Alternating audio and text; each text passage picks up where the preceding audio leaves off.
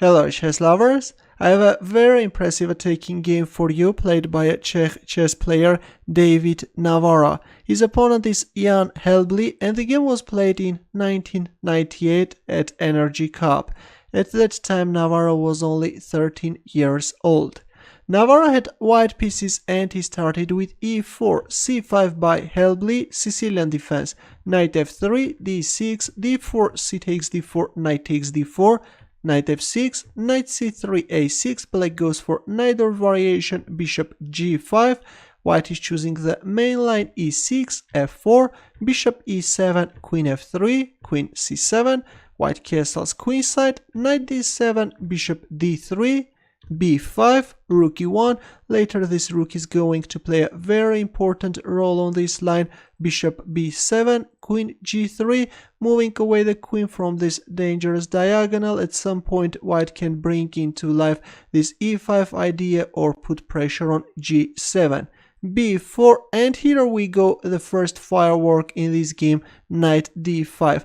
Actually this is a very standard sacrifice in neither variation, and still this is a theory. This move has been seen many times. White is trying to open up the e-file and target black's king. Black accepted the sacrifice, e takes d5 and e5.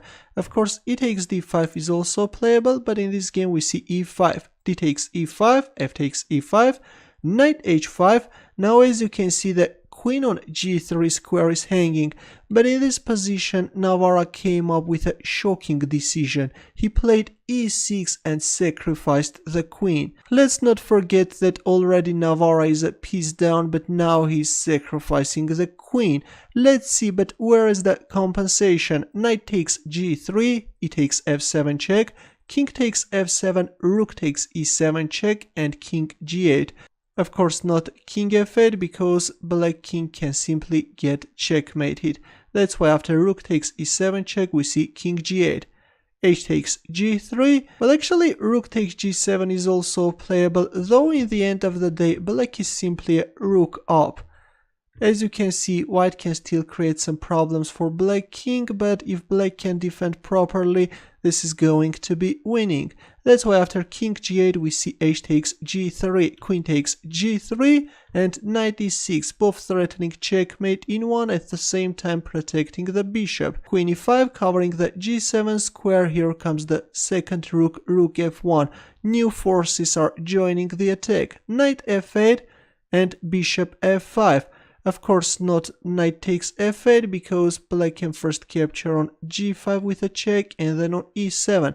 That's why after knight f8 we see bishop f5 blocking the queen's path.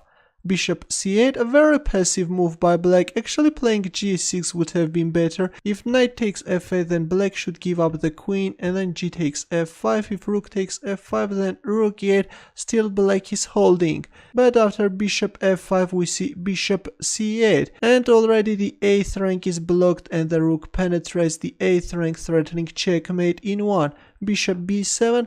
Black lost a precious time and this can cost him a life. First we saw bishop c8 and then bishop b7. Now white is landing a heavy punch, bishop g6. And already there are so many mating threats. Queen f6, already black is giving up the queen. By the way, if a move like h takes g6 then simply rook f8 check followed by rook h8 checkmate. That's why we see queen f6 and white is simply grabbing this poor queen. G takes f6, of course rook takes e8 could have prolonged the game, though in the end of the day white has a huge advantage. White pieces are very active and black is in trouble. Let's go back. After bishop takes f6 we see g takes f6, rook takes f6, and here comes a desperate move by black, rook takes e8, but now white is simply placing the bishop on f7 square, and believe it or not, but this is a checkmate. A very crazy game, I think, by a 13-year-old chess player.